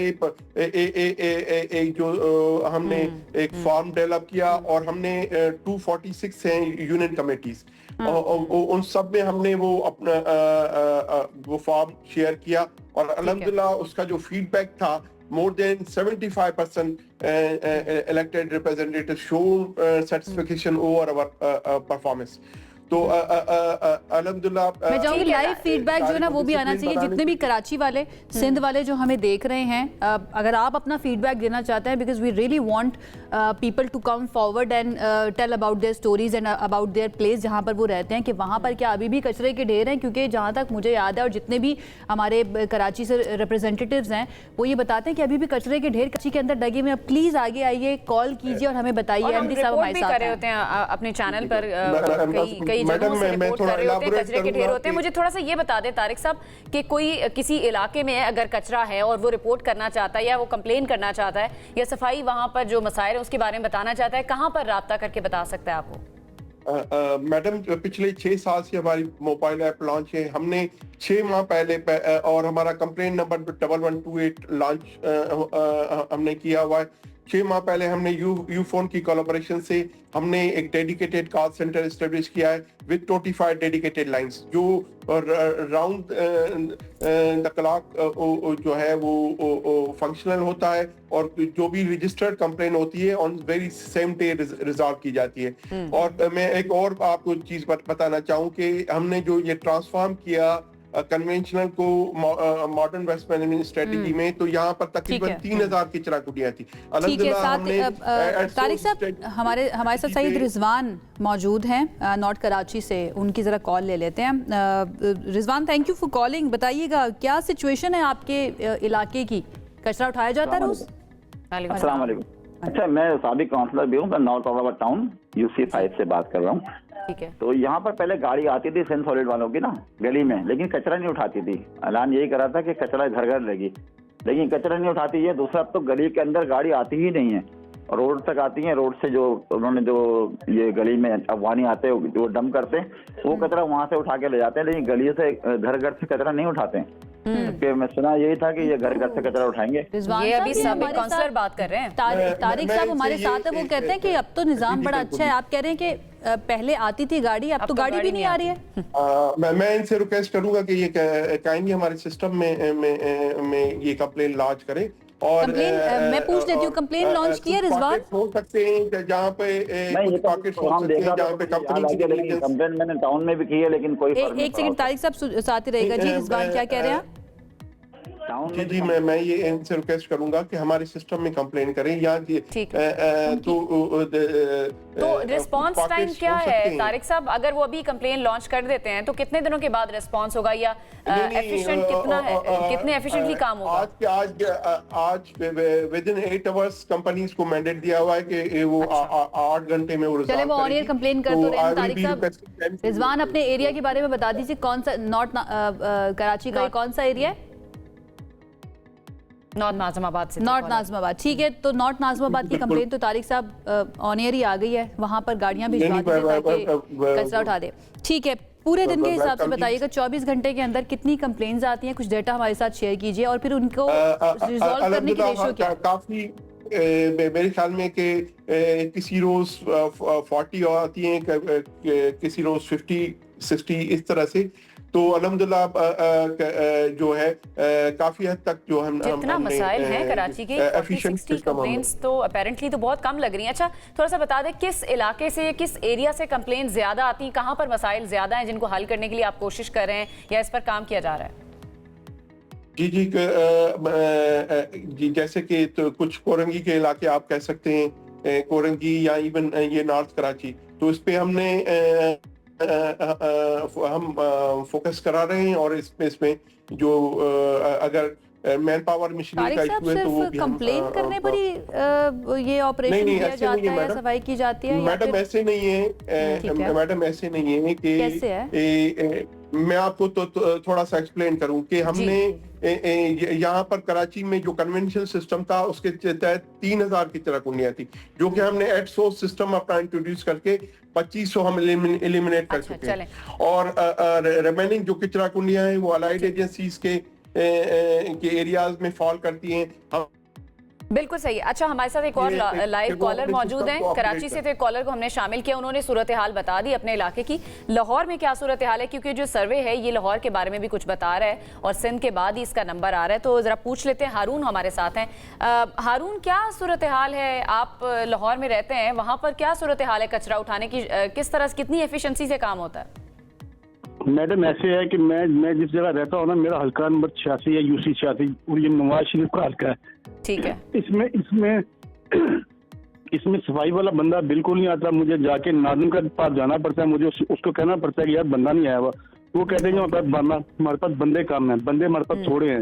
इसमें हमारा क्या कसूर? हमारे तो बिल में पैसे लग के आते हैं। आप ये कह रहे हैं कि ये वो नवाज शरीफ साहब का हल्का है, वो ताहयात कायद है मुस्लिम लीग नून के और सीएम साहिबा के वालिद है, उनके हल्के की बात कर रहे हैं आप? जी जी, ये यूसी 86 है और हमारे है नाज़िम है पापशाह साहब। ओके।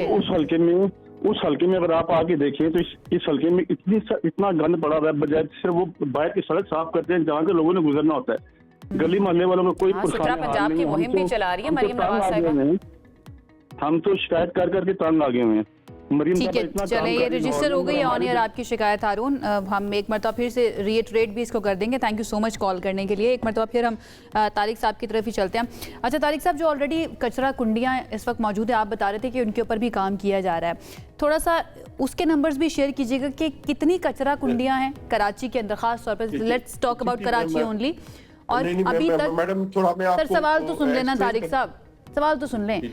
कितनी कचरा कुंडियां हैं और कितने अरसे में कार्रवाई करके कचरा कुंडियों को कम किया जा रहा है? प्लान क्या बनाया गया सॉलिड वेस्ट मैनेजमेंट की तरफ से? जी मैडम, बड़ा अच्छा सवाल है मैडम। हमने एट सोर्स स्ट्रेटेजी जो है वो डिवाइस की है। एट सोर्स स्ट्रेटेजी इस तरह से है कि जो वर्टिकल बिल्डिंग्स हैं या बिजनेस हब्स हैं, वहां पर हम बिन मैनेजमेंट के थ्रू हमारी कलेक्शन होती है, और उसके अलावा जो जहाँ पर सेटल्ड एरियाज हैं वहाँ ब्लॉक कलेक्शन स्ट्रेटेजी के थ्रू कलेक्शन हो रही होती है। और तीसरा, जैसे कि आपके इल्म में होगा, कराची में 30% इलाका जो है वो कच्ची आबादी बेस्ड है। तो कच्ची आबादी, वहां पर कुछ इलाके ऐसे हैं जहां पर इवन 4 लेन गाड़ी भी मूव अराउंड नहीं कर सकती, तो वहां पर हम हैंड कार्ड लेबर और डोर स्टेप स्ट्रेटेजी के थ्रू हमारी कलेक्शन हो रही होती है। तो जो प्रीवियस जो कन्वेंशनल निज़ाम था वहां पर 3000 की चिरागुड़ियाँ थी, और हम 2500 एलिमिनेट, मोर देन 2500 हम एलिमिनेट कर चुके हैं। और प्लस मैं और एक एड ऑन करना चाहूंगा कि यहाँ अल्हम्दुलिल्लाह 4 मॉडर्न GTSs अंडर कंस्ट्रक्शन है, जो कि जल्दी हमारे सिस्टम का हिस्सा होने जा रही है। हमें बार बार बताया जा रहा है कि बहुत सारी कॉल्स आ रही हैं, कराची से अंबार लगा हुआ है कॉल्स का, सिर्फ ये बताने के लिए कि भाई वहाँ पर भी उनके इलाकों के अंदर से भी कचरे को नहीं उठाया जा रहा। तो आई होप इसके ऊपर प्रोएक्टिवली काम किया जाएगा, रिएक्टिव अप्रोच नहीं अपनाई जाएगी, बिकॉज कराची के अंदर जो सूरत हाल है कचरे की वो हम सबके सामने। आप कह रहे हैं बेहतरी आ रही है, हम आपकी बात मान लेते हैं, लेकिन आई होप 16% से ज़्यादा बढ़ जाएगा ये, स्पेशली इस सेगमेंट के बाद और इस रिपोर्ट और सर्वे के बाद भी। बहुत बहुत शुक्रिया। तारिक अली निज़ामानी साहब हमारे साथ मौजूद थे और बता रहे थे कि चीज़ें जो हैं वो बेहतर होती जा रही हैं कराची के अंदर, और कचरा कुंडियों को कम करने के लिए भी प्लान बनाया गया। लेट्स सी क्या किया जाता है। इंपॉर्टेंट चीज़ ये है कि हमें अपनी सिविक ड्यूटी जो है ना वो भी नहीं मानी। हमारी रिस्पॉन्सिबिलिटी ये है कि हम खुद भी कचरा ना फेंकें। ये कचरा कुंडियाँ हम खुद ही बनाते हैं, इंसान जो आम शहरी हैं वो खुद ही बना रहे होते हैं। एक प्लॉट खाली मिला, वहाँ पर चीज़ें फेंकना शुरू कर दी, गंद कूड़ा करकट जो है वो फेंकना शुरू कर दिया, और उसकी वजह से वहाँ पर कचरा कुंडी बन गई। पहले अपनी जिम्मेदारी निभाइए, उसके बाद किसी और को रिस्पॉन्सिबल ठहराइए कि भाई आपकी वजह से यहाँ पर सफाई सुथराई का इंतजाम नहीं हो रहा है। बिल्कुल ऐसे ही। अच्छा जी, आगे बढ़ जाते हैं। अगला जो हमारा सेगमेंट है वो उस पर जाने से पहले मैं आयशा से एक सवाल करूँगी, क्या आप ब्रांड कॉन्शियस हैं जब आपको चीज़ खरीदने जाती हैं कि मुझे भाई ये स्पेसिफिक ब्रांड है जिसकी चीज़ें मुझे पसंद हैं, या मैं लोकल मार्केट से नहीं लूँगी, ब्रांडेड चीजें ही मैं पहनूंगी, ऐसी आपके ज़हन में चलती है? देखिए वैसे मेरे ख्याल से आप किसी से भी ये बात पूछेंगे ना तो हर बंदे ने कहना नहीं मैं बिल्कुल भी ब्रांड कॉन्शियस नहीं हूं। ऐसा नहीं है। मेरा मानना ये है कि जिस चीज को आप ज्यादा अच्छे से कैरी कर पाते हैं, बहुत सारी चीजें होती हैं जो लोकल मार्केट से भी आप ले सकते हैं। इंपॉर्टेंट ये है कि आप कैरी कर सकते हैं या नहीं कर सकते। लेकिन अब ट्रेंड ये बनता जा रहा है ना कि लोग ब्रांड कॉन्शियस होते जा रहे हैं आहिस्ता आहिस्ता। आज के दौर में ब्रांड सिर्फ कपड़ों, जूतों या प्रोडक्ट्स का नाम नहीं रहा, बल्कि ये कहीं ना कहीं हम कह सकते हैं कि ये हमारी पहचान बनता जा रहा है। हमने इसको अपनी पर्सनैलिटी का हिस्सा बनाना शुरू कर दिया कि भाई मैं ये चीज पहनूंगा तो ही है। तो वो एक तो दिखावे की भी रस्म चल पड़ी है ना कि वजूद का सबूत बना लिया, भी बनानी है, रील्स भी बनानी है, वजूद का सबूत बना लिया कि जब तक मैं ब्रांड बैन की तस्वीर सोशल मीडिया पर अपलोड नहीं करूंगा, इसका मतलब है कि मेरी तो माशरे के अंदर एग्जिस्टेंस ही मौजूद नहीं है, मुझे तो कोई इंसान ही नहीं समझेगा। तो ये इस वक्त सिचुएशन बन चुकी है। तो हमने सोचा कि इसके ऊपर क्यों ना एक सेगमेंट किया जाए, इस चीज़ को डिस्कस किया जाए, एक कॉन्वर्सेशन का आगाज़ किया जाए, क्योंकि ये वो दौर है जिसमें ब्रांड सिर्फ कपड़ों, जूतों या प्रोडक्ट्स का नाम नहीं रहे, बल्कि ये हमारी सोच, हमारी तर्ज ज़िंदगी, हमारी शनाख्त का हिस्सा बनते जा रहे हैं। हम क्या पहनते हैं, क्या ख़रीदते हैं, सोशल मीडिया के ऊपर क्या नज़र आता है, हमारी लाइफ हम किस तरह से पोर्ट्रे करते हैं, इस सब का ताल्लुक किसी ना किसी ब्रांड से लाजमी। उसने क्या पहना था, वही वाला मैंने भी पहनना है। उसने वो पहना, ब्रांड के कपड़े पहने तो उससे बेहतर मैंने पहनना है। ये कंपटीशन और कंपैरिजन भी इसके अंदर आ चुका है। अब सोसाइटी के अंदर ब्रांड्स क्योंकि इतने ज़्यादा पेनिट्रेट कर चुके हैं कि इसको अब एक कल्चर का नाम दे दिया गया, ब्रांड कल्चर, जहाँ पर जब तक मैं एक अच्छी चीज़ नहीं पहनूंगी, उसको पहन के पिक्चर नहीं बनाऊंगी और पिक्चर बना के उसको सोशल मीडिया पर अपलोड नहीं करूंगी ना, तब तक मुझे ये समझा जाएगा कि पता नहीं ये तो एबनॉर्मल इंसान है। कॉन्फिडेंट फील करते हैं लोग ये पहनकर। अब असल में वो कॉन्फिडेंट फील कर रहे होते हैं या वो इसी रेस में लगे हुए हैं कि भाई हमने उनके जैसा दिखना है या वैसे कपड़े पहने। इसी पर बात कर लेते हैं। हमारे साथ इस वक्त मौजूद हैं मारूफ फैशन डिज़ाइनर मुनीब नवाज ने हमें ज्वाइन है। Muneeb, thank you so much हमें ज्वाइन करने के लिए। सबसे पहले तो ये जो हम ब्रांड कल्चर की बात कर रहे हैं, आप क्या समझते हैं कि पाकिस्तान में कितना तेज़ी से ये पेनिट्रेट कर रहा है या लोगों में फैल रहा है और लोग इस बारे में कॉन्शियस हो रहे हैं कि ब्रांडेड चीज़ें ही चाहिए? ओके, अस्सलाम वालेकुम जी, thank you so much for inviting me. सबसे पहली चीज़ देखें, ब्रांड को समझना होता है ब्रांड होता क्या है। ब्रांड पाकिस्तान इन इटसेल्फ एक ब्रांड है। सो हम लोग अगर उससे शुरू करें ना अपनी आइडेंटिटी की क्रिएशन, सो हम लोगों के लिए बहुत आसान हो जाएगा ब्रांड कल्चर को आइडेंटिफाई करना और उसका हमारे सोशल इम्पैक्ट, हमारी ज़िंदगी पे जो सोशल इम्पैक्ट आता है उसको समझना आसान हो जाएगा। सो हर चीज का एक नाम होता है, उस नाम को जब उसकी कोई पहचान बनना शुरू हो जाती है उसको हम ब्रांड कहना शुरू कर देते हैं। It is almost like a promissory note के जी अगर आप पाकिस्तान के बारे में सोचते हैं, जैसे आपने अभी बात कर रहे थे कराची के बारे में, अभी आप बात कर रहे थे हमारी गार्बेज के बारे में, ये सारी चीजें हमारे ब्रांड्स हैं डिफरेंट। हम अगर बात करते हैं लाइफस्टाइल के ब्रांड्स के ऊपर और ये इसकी सॉर्ट ऑफ हिस्ट्री के ऊपर, तो आपको ये पता चलेगा कि जी ये आज की चीज नहीं है, इसमें बहुत सालों पुरानी इसकी हिस्ट्री है। अगर आप ये पूछें कि जी इसके अंदर हमें क्या फायदा हो रहा है, सबसे पहला सवाल मैं तो यहाँ से शुरू करना चाहूंगा कि रादर हम नुकसान के बारे में बात करें, मैं थोड़ा सा काउंटर थॉट आप लोगों को देना चाहूंगा, क्योंकि हम लोग इंट्रोडक्शन में हमने ब्रांड्स को ना एक ऑलमोस्ट नेगेटिव कॉनोटेशन दे दिया है। सो मैं ये चाहूंगा कि हम उसको जरा पहले स्विच करें हमारी सवालात के अंदर जो है ना इस नेगेटिव कॉनोटेशन को ना न्यूट्रल करना था एंड देन आपसे ही पूछना था। आई एम ग्लैड आपने खुद नोटिस कर लिया और आप बता रहे हैं we know you yourself own a brand a label. Muneeb, एक ब्रांड ओनर जो है उसकी रिस्पॉन्सिबिलिटी मुआशरे के अंदर किस तरह की है, क्योंकि हम अपने इस फैशन की दुनिया को भी देखते हैं एंड डेफिनेटली उसको बहुत मैंने तो बड़े करीब से भी ऑब्जर्व किया हुआ है। कहीं ना कहीं ये चीज जोड़ दी जाती है कि जनाब जब तक आपने अच्छा ब्रांड नहीं पहना होगा ना आपको वो रिस्पेक्ट नहीं दी जाएगी, आपको उस सर्कल का हिस्सा नहीं समझा जाएगा। हमारी भी तो गलतियां हैं ना मुनीब। ओके, अगेन मैं इसको न्यूट्रल करूंगा इस कॉन्वर्सेशन को कि ये हमारी गलतियां, इसको गलती नहीं कहते, इसको एक्सपीरियंसेस कहते हैं। जिंदगी में हर इंसान को हर तरह के एक्सपीरियंसेस गैदर करने बहुत जरूरी होते हैं, इसी को जिंदगी कहते हैं और उसको ऑब्जर्व करना एक बहुत इंपॉर्टेंट चीज होती है। बट आपका जो पॉइंट था कि एक ब्रांड ओनर की क्या जिम्मेदारी होती है, ब्रांड ओनर की जिम्मेदारी ये होती है कि वो ब्रांड बन सके। ठीक है, अब वो ब्रांड कैसे बनेगा, वो जो तरीकेकार है वो बहुत इंपॉर्टेंट होता है और उसका जो पर्पस है, जो उसका मकसद है वो बहुत इंपॉर्टेंट होता है। मेरा मकसद ब्रांड बनाने का आज से आई डोंट नो 22-23 साल पहले ये था कि मैंने पाकिस्तान का फैशन को रिप्रेजेंट करना है इंटरनेशनली एंड लोकली। ठीक है, उसके बाद हम लोगों ने उसकी पूरी जद्दोजहद, उसका प्रोसेस आप लोगों के सामने है, उसमें मेहनत होती है, उसमें ये वो होता है।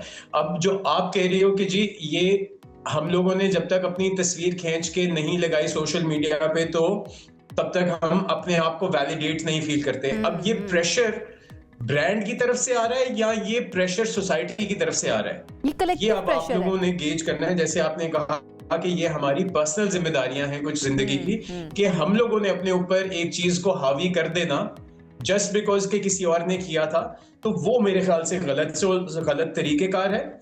अगर आपको ब्रांड, किसी भी ब्रांड को पहन के आपको कुछ अच्छा कंफर्ट फील होता है, आपको उसके कपड़े अच्छे लगते हैं, आपको उसका कट अच्छा लगता है, आपको उसका फैब्रिक अच्छा लगता है, आपको उसके डिजाइन अच्छे लगते हैं, तो उसमें कोई बुरी बात नहीं है as long as you can afford it, और ये आप अपनी सुकून के लिए कर रहे हो। बिल्कुल मुनीब, एक टाइम पहले ऐसा होता, आपको नहीं लगता कि क्रिएटिविटी कहीं ना कहीं लोगों में खत्म होती जा रही है? क्योंकि आप जाते हैं ब्रांड से जोड़ा उठाते हैं, पहन लेते हैं, इसमें कोई बुराई नहीं है, लेकिन वो एक टाइम था जब हम खुद जाते थे, अपने मर्जी का डिजाइन बनवाते थे और वो जो क्रिएटिविटी होती थी कपड़े बनवाने में, वो कहीं ना कहीं इफेक्ट हुई है। फिर आप कहेंगे कि ये नेगेटिव पॉइंट से ढूंढ के ला रही हैं, टेलर्स को मिस कर रही हैं आप। मैं हाँ कह सकते हैं हम, वो फिर पता ना चांद रात को भी जोड़ा नहीं देते हैं तैयार करके। हाँ, आपके पास ऑप्शन है कि अभी भी पाकिस्तान में लाखों के हिसाब से टेलर्स बैठे हुए हैं, आप जरूर जाएं अपनी चीजें बनवाएं। But you see there was a problem, brand ने आके क्या किया, एक प्रॉब्लम थी जो मुआशरे में एग्जिस्ट करती थी, उस सर्विस को प्रोवाइड करना शुरू किया कि जी अब आपको एक टेलर के पास जाके अपनी जिंदगी को वो उस टेंशन से निकाल के कि जी कब मिलेगा, माँ साहब ये हो गया, माँ साहब वो हो गया, माँ साहब ये हो गया, के टक्कर से निकल के आप जाएं, अपनी चीज पसंद करें और आप वापस आ जाएं। So the point is brands create convenience for the customer. आप कस्टमर अगर ब्रांड के बनते हैं तो उसके साथ साथ आपको कुछ उसके फायदे मिलते हैं। That is the essence of a brand. वो एक प्रॉब्लम सॉल्व कर रहा है।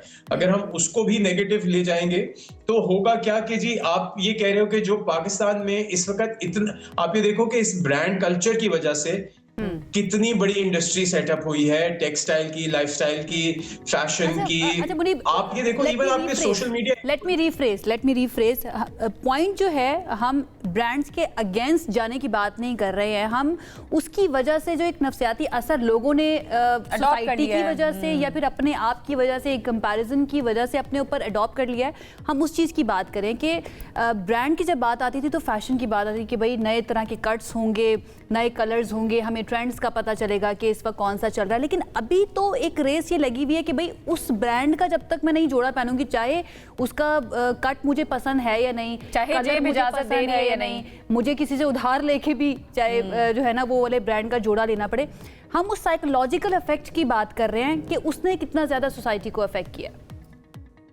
ओके, नाउ आपने बिल्कुल सही बात की है कि इसका साइकोलॉजिकल इफेक्ट हम चेक कर रहे हैं, जो एक्चुअली अगर आप चाहो तो हम उसका नेगेटिव कॉनोटेशन भी उठा लेते हैं कि लोग जो थोड़ी से दिमाग में जो इन्फ्लुएंस हो जाते हैं, ठीक है, उन लोगों ने अपनी जिंदगी का एक मकसद बना लिया होता है कि जी अगर मैंने वो पहन लिया तो मैं शायद सोशली एक्सेप्ट हो जाऊं।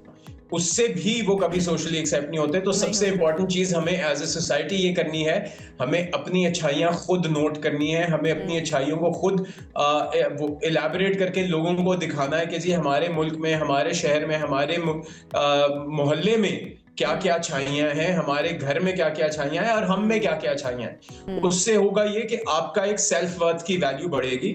जब आपकी सेल्फ वर्थ की वैल्यू बढ़ेगी और वो फिर इंडिपेंडेंट हो जाएगी कि आपने पहना हुआ क्या है, आप करते क्या हैं और या आपकी तस्वीर किसने लाइक की हुई है या नहीं लाइक की हुई। So that is a completely separate topic जिसके अंदर आपको एक ज्यादा इंपॉर्टेंट साइकोलॉजिस्ट के साथ बैठ के करना पड़ेगा कि ये हमारी सोसाइटी में क्यों हो रहा है। As a brand person I will protect the brands because I will be like कि यार एक तो ये हम नौकरियां इजाद कर रहे हैं पाकिस्तान में, दूसरी चीज हम पाकिस्तान के कल्चर को थोड़ा सा एक बेहतर रिप्रेजेंटेशन दे रहे हैं। आपके फैशन डिजाइनर्स हो, आपके I completely agree with you. एक साइकोलॉजिस्ट जो है ना वो इसके ऊपर ज़्यादा बेहतर तरीके से कमेंट कर सकता है और इसके असरात के बारे में बता सकता है, but we wanted take of a designer as well like you. Thank you so much Muneeb हमें ज्वाइन करने के लिए। वो रेने डिकार्ट ने कहा था I think therefore I am, अभी सिचुएशन बन चुकी है कि I consume therefore I am. ये जो फोमो है ना, फियर ऑफ मिसिंग आउट, ये हमें बहुत ही नीचे की सतह पर लेकर जा चुका है,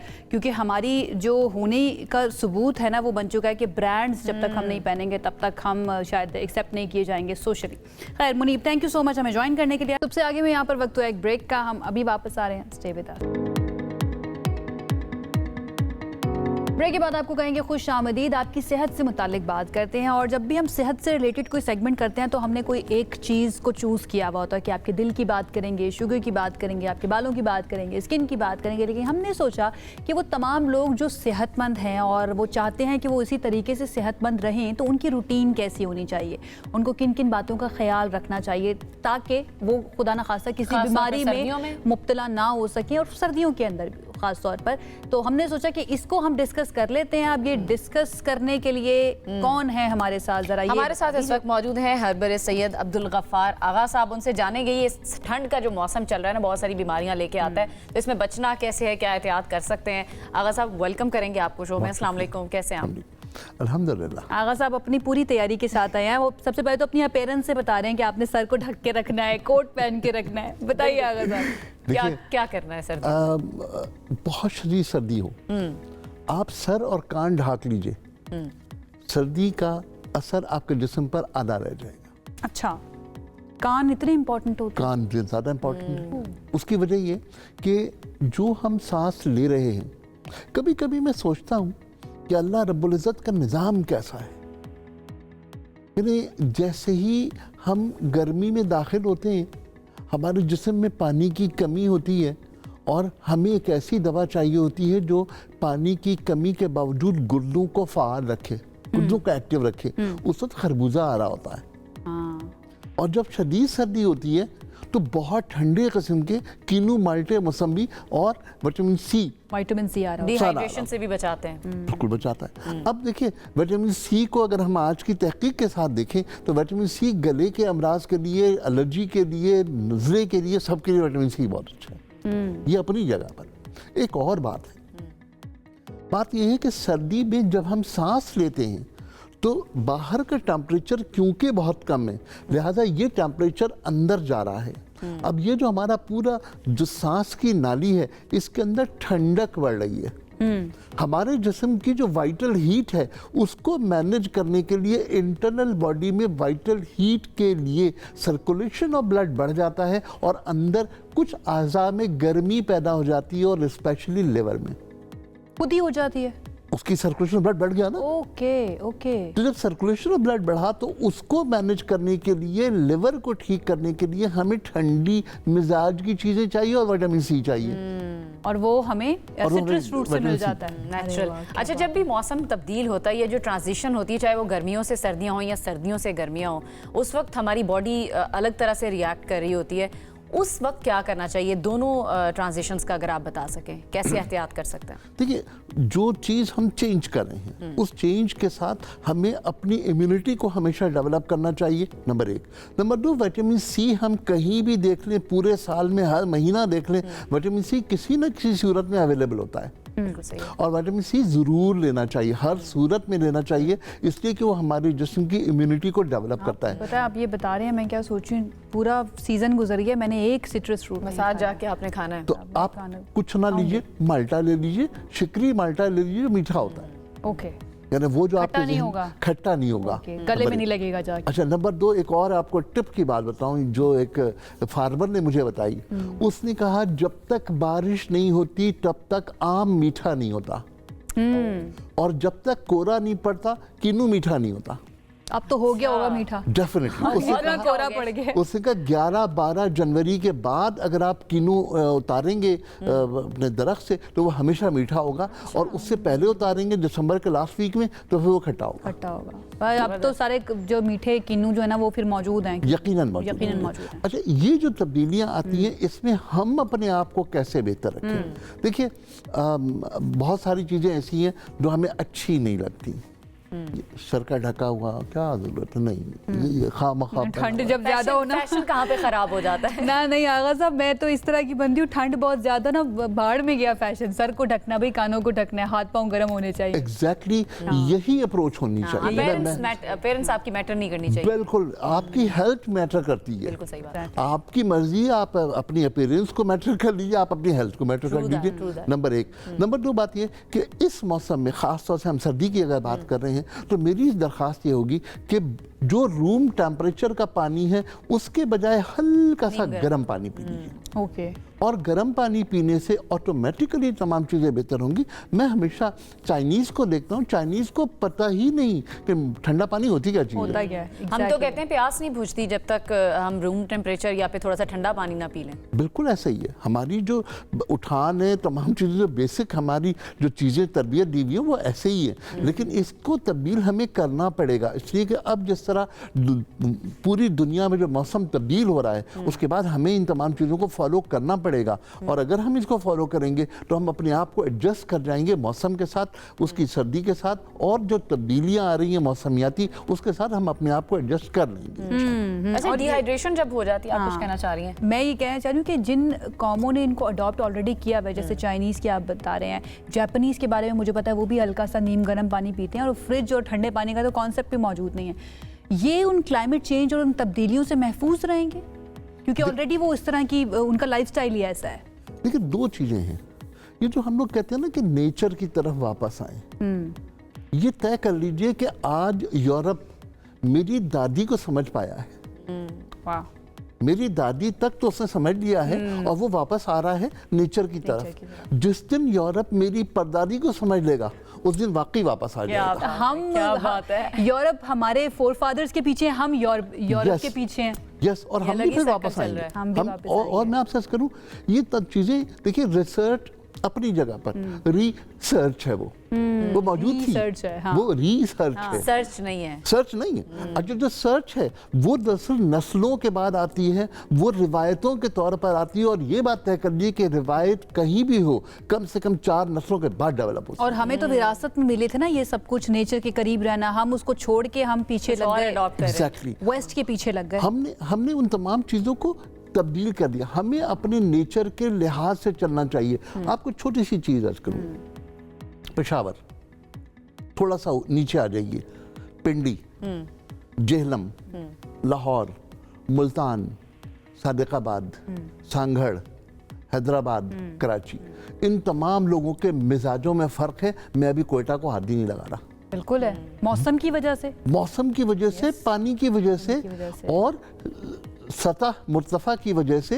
यानी जो हम पिंडी के इस्लामाबाद के रहने वाले लोग हैं, रिवायतन अगर हम देखें तो खानों में कहीं ना कहीं हींग का इस्तेमाल, असॉफेटेडा का इस्तेमाल ज़रूर करना चाहिए। वो लोग जो लाहौर के हैं वो लोग हमेशा पानी ज़्यादा पिएंगे, वहाँ के लोगों की फितरत होगी। मुल्तान के लोग क्योंकि सख्त मौसम झेलते हैं, चाहे वो गर्म हो चाहे वो सर्द हो, लिहाजा मुल्तान के लोगों का मिजाज डिफरेंट होगा, रेजिलियंस भी बड़ी होती है उनके अंदर। यकीनन। अच्छा, शदीद मौसम की वजह से। अगर मैं कोयटा की बात करूं तो ये बात लिख के रख लीजिए, बलोच अपने दिल का राज नहीं देता, नहीं देता। नहीं देता। और पंजाबी, बड़ी इंटरेस्टिंग बात पंजाबी वो इतने खुले डुले से होते हैं कि वो फौरन से कुछ भी सामने कोई भी बैठा हो बता दें। वहां पर अगर गम हो तो शोर करो, अगर खुशी हो तो शोर करो। जब तक शोर नहीं करोगे तब तक आप रिकॉग्नाइज नहीं होगे, इसलिए कि आप उछलते हुए दरिया का पानी पीते हैं, दरिया शोर करता है। और पंजाब के लोग जो है ना वो शोर करने पे मुतमईन होते हैं, चाहे वो बसंत हो, चाहे वो कहीं गम की कैफियत हो, चाहे सूरत। तो इस तरह बहुत सारी चीजें पानी के इस्तेमाल से फर्क पड़ती हैं, हमारी जमीन के इस्तेमाल से फर्क पड़ती हैं। ऐसा मुमकिन नहीं है कि एक शख्स गिलगित में रहता हो उसका मिजाज और एक शख्स मुल्तान में रहता है उसका मिजाज एक जैसा हो। दोनों के चेहरे में फर्क होगा। अगर दोनों बैठे होंगे आपके सामने, आप पहचान सकेंगे कौन गिलगित का है और कौन मुल्तान का। इन द एंड कोई एक टिप फाइनली दे दीजिए कि सर्दी से बचने के लिए ये काम लाजमी कर लो, उससे बहुत हद तक बच जाओगे, because we are completely out of time. 3 चीजें जी, अदरक, दालचीनी और 2 लौंग। अदरक 1 इंच का टुकड़ा, दालचीनी 1 इंच का टुकड़ा और 2 अदद लौंगे। इन तीनों को पानी में बॉईल कीजिए और आदत बना लीजिए आजकल के मौसम में रात को सोते वक्त पीने की। तमाम चीजें इंशाल्लाह बेहतर जिंदगी का हिस्सा बना ले तो सारी चीजें आपकी ठीक हो जाएंगी, सर्दियां आपकी अच्छी निकल जाएंगी। थैंक यू आगा साहब, बहुत बहुत शुक्रिया जनाब। इसके साथ ही वक्त हो चुका है खत्म। आई होप हमने आपके दिन को थोड़ा सा बेहतर कर दिया होगा। हमें इजाजत दीजिए। अल्लाह हाफिज।